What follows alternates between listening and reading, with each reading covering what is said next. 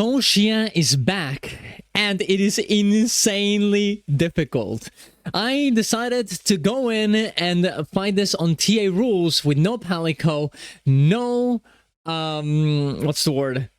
Mantle whatsoever, and after 3 hours I was able to finally do it. So I'm gonna give you a little bit of some good tips and tricks to make your playthrough a bit easier.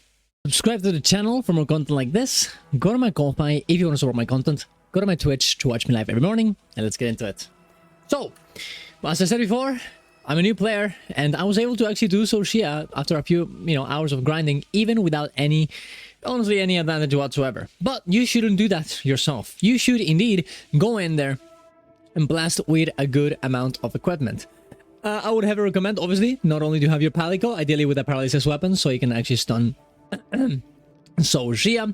I will also recommend you to go into Gamma and check whatever upgrades you have, because every one of your equipments now most likely will be able to be upgraded in some way to get a bit more defense. Obviously, you can go and check what type of damage Zoh Shia does, right? Which is obviously fire and lightning, and that the dragon attacks as well. And you can use some sort of defensives specifically for that. But obviously, you should also consider the fact that you indeed have a you also have to make your own build depending on what it is, right? You want to be able to, still have the decorations that do damage, right? Whatsoever, and things like this, right? But also, you should also consider to get yourself a good food as well that is a bit more defensive than usually, because this boss does fucking do a lot of damage.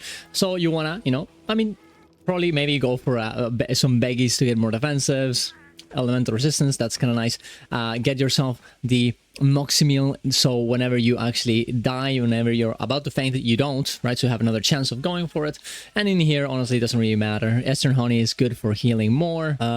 Is there anything else that you actually would want here? Probably not. That's probably what I would go for. Yeah, that's probably what I would go for. Maybe Wild Herb, because the boss does indeed keep you burned a lot of times when it attacks you, so that will make it so that ailment here will do less, but around that, that's probably what you would want. Now that we've gone through the equipment, what else should you consider? The rest of the things I think we're gonna talk about are gonna be specifically for the gameplay, and how you should go in there and attack the boss and move around. The first thing that I would heavily recommend is for you to be in your Seikret a lot. Why am I saying this? Is because, look, this boss does a lot of things, okay? It's a lot of attacks. And all of these attacks can be confusing to actually go in there and understand when they're gonna hit you, what they're gonna do. So, whenever you're actually learning, if you're panicking, just go into your Seikret. If you don't know where to go into your Seikret. If you need to get healed, go into your Seikret. You can even use your Seikret to just kind of hover around the boss, taking exactly what they're gonna do, and have this as a moment of, oof, I'm chilling, okay, I'm thinking of what to do next, I'm learning what the attacks are. Just, take your time. The Seikret will save you, will have a lot of movement for you to evade any of the attacks that the boss does. Of course, there's gonna be some exceptions, but there you go.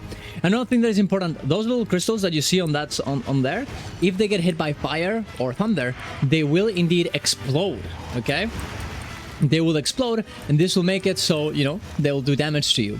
So you can use these little things that the boss drops right there to kind of hit them and then make them explode yourself, do damage to the boss, and also prevent them from actually doing damage to you, right?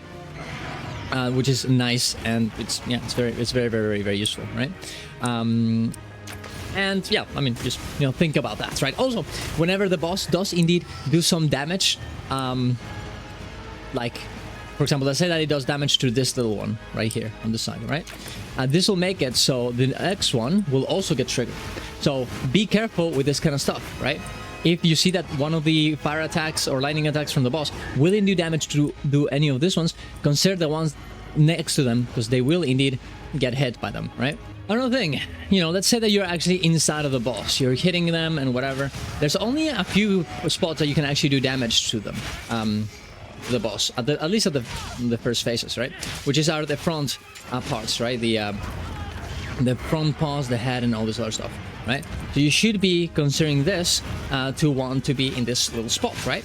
And this is a very good spot to be at, because most of the attacks, if you're just behind their head, they won't actually do damage to you most of the time. You can see there, by me moving inside of the hitbox of the boss, the attack did not hit me at all. Obviously, this will not happen every time. This will not work every time. But it's good to know that if you're panicking, you can always go to that side, right? If you see that you don't have enough time to get there, it's also important to consider that, you see an attack coming in, and the first thing you want to do is move away from the boss. Yes, that makes sense, but sometimes and most of the times, especially on this boss, the attacks will go forward to the exact same place that you would usually try and get away from. So what you want to do instead is move to the sides, to the front or to the sides. These places are not places that the boss usually aims to. And the hitboxes end up not going there. So if you're panicking, not only you can go into Seikret, but move to your Seikret to the sides or to inside of the hitbox of the boss, inside of the boss, right? Another thing, the boss roars a lot. You can use this to your advantage by evading it, for example, in longsword, to get yourself a foresight slash and get yourself a new gauge or whatever. And depending on your weapon, this is something that you should be considering, right? Another thing that is very important, the boss, depending on the type of face he has, just like this means that it's going to be red, so it's going to do fire attacks. It's going to be a boss that does, well, fire attacks. The other one will do the kind of wyvern attacks when he has like the white face, and depending on this, you can actually consider what type of mechanics it will have. On the whenever it's on the fire like that, he's going to do the fireballs, right? He's going to do the fire breath. Whenever he's on the other way, he's going to mainly do attacks with his back hands, right? The wings kind of attacks, right? Just like whenever the boss is just like this, right? So depending on that will, you'll have to make your decision about what a type of gameplay you want to be, and at least also, think about the attacks that you need to predict for next time, right? What else? Oh, another thing that is very important: keep your camera up. The boss will do a lot of attacks with those little wings that you have on the sides. So if you're just chilling here, just doing damage, I'm having fun, whatever, nothing's gonna happen to me, the boss is not doing anything. He might actually be doing something with his hands, with his wing hands, okay? So just try and keep your camera a little bit up to see exactly what those hands are doing, okay? So that way you don't get beamed by not just by them just charging a big attack and you're not realizing, just like what he's doing right there.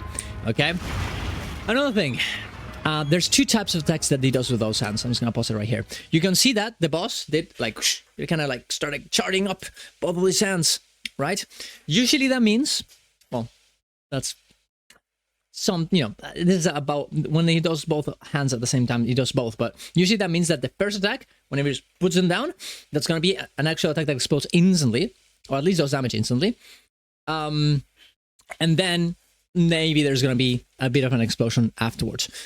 But there's another types of attacks where the boss kind of doesn't even do an attack like, right? But instead kind of caresses the ground, infusing it with fire, or with the wyvern white attacks like you saw right there. If this happens, you don't actually have to dodge the first attack, the first kind of like hitbox of them moving the hands. Instead, you just have to move out of the ground that is highlighted, or just dodge it at the moment. Okay, thinking about those two things, those two types of attacks, is going to be very, very important for you to be comfortable evading most of these things, right? What else do we have? The wounds are kind of hidden, okay? You can't see it right here, but if you really look at the face, you can even think like, oh, is there a wound there? And it's kind of hard to tell, honestly, if there's a wound or not. Whenever there is a wound in the head, it's very, very difficult to tell whether the boss indeed is doing that or not, right? So you're gonna have to like really pay attention and even sometimes risk focus striking something that doesn't have a wound just to see if it actually does it.